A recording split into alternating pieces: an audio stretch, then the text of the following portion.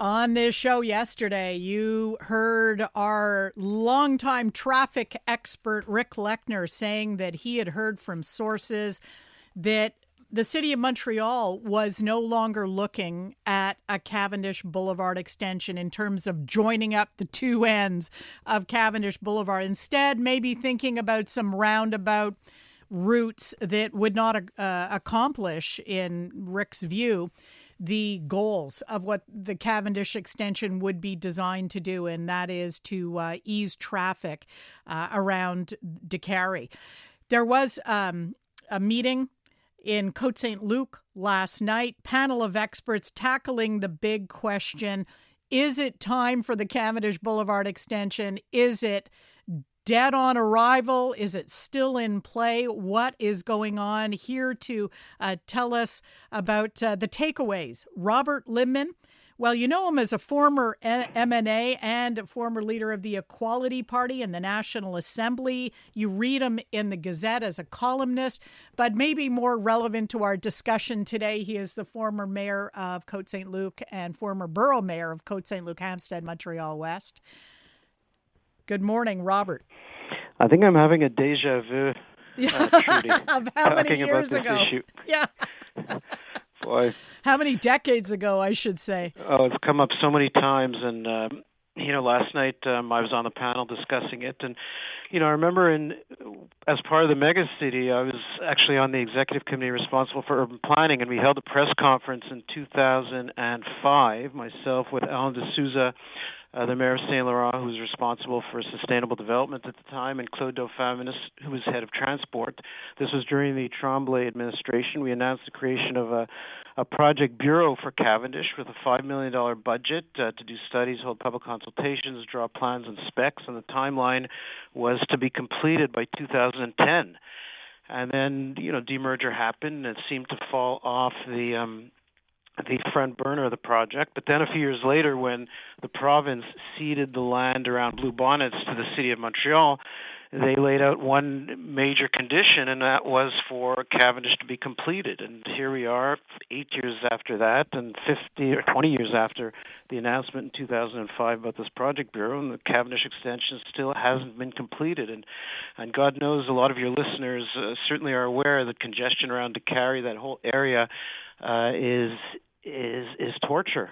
Yeah, nightmarish. No matter when you're there, and we need another north-south axis, and it just hasn't happened. And what we found out last night was that the Plante administration is no closer. They have little interest in developing that connection, and their philosophy is by creating a more fluid road network, it discourages people from taking public transit, almost that maybe we should saturate our roads, maybe make it impossible to be in a car, and that would encourage as a stick instead of a carrot, people to take public transit. But that's not obviously how we develop cities. There's a major problem in the heart of our city. It's the geographic epicenter of Montreal, where that whole convergence of traffic happens, and there doesn't seem to be any intention on the part of the Plante administration to make something happen to relieve some of that stress.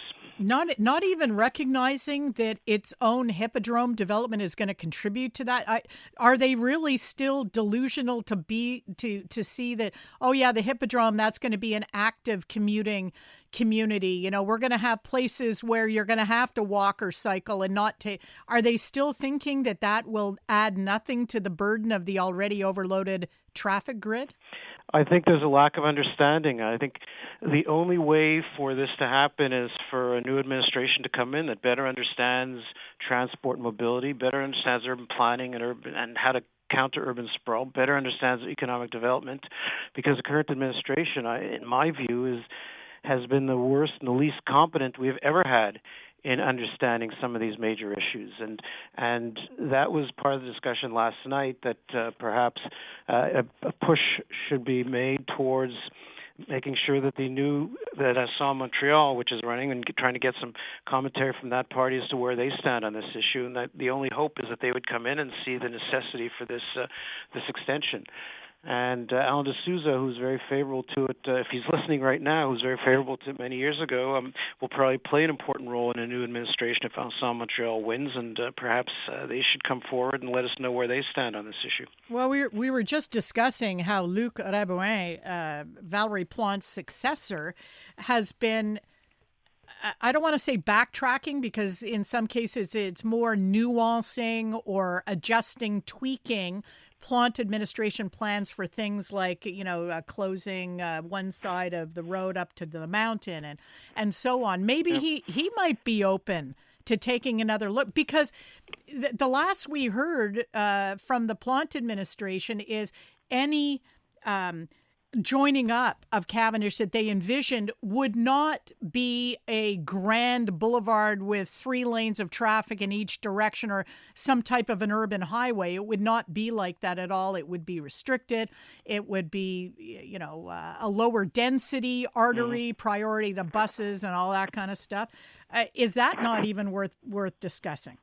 Well, I think it would relieve some stress on the Picari Circle, but I think it needs a lot more than, excuse me, Trudy. I think it's a much bigger picture. If you look at the geographic epicenter of the island of Montreal, you see about the CP and CN rail yards that are still there. It's 2025, and we've got about 65 million square feet of land right in the heart of the city that is landlocked because of those rail yards. If you look at there's no orthogonal traffic grid that exists at the center of the city because of those rail yards. I think also in 2025, it's time to put pressure on CP and CN as well to perhaps relocate their rail yards off island. They have a lot of land off island.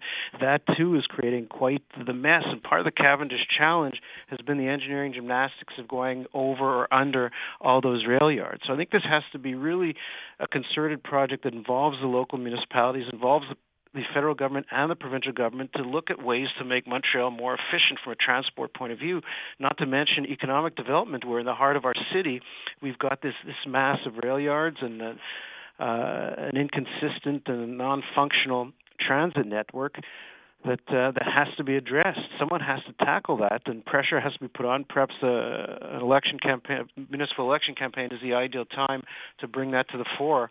And it's really a major issue that needs to be addressed specifically at this point. That is an interesting idea, if the rail yards could be relocated. But Robert, would it not affect the economic health of the city to lose that big rail operation?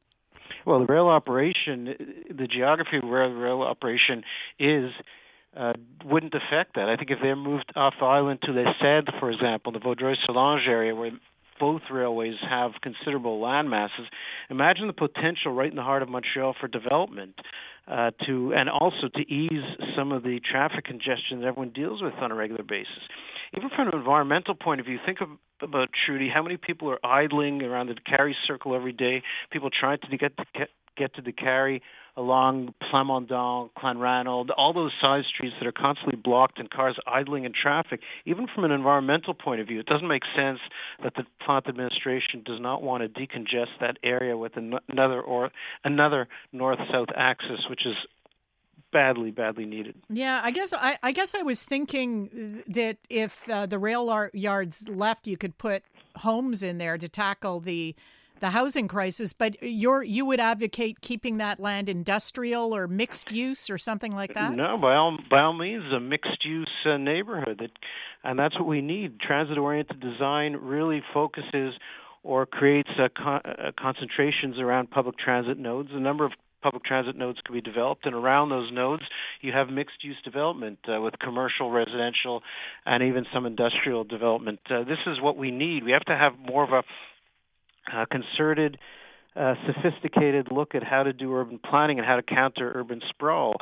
We have all that land in the center of the city. It could be developed.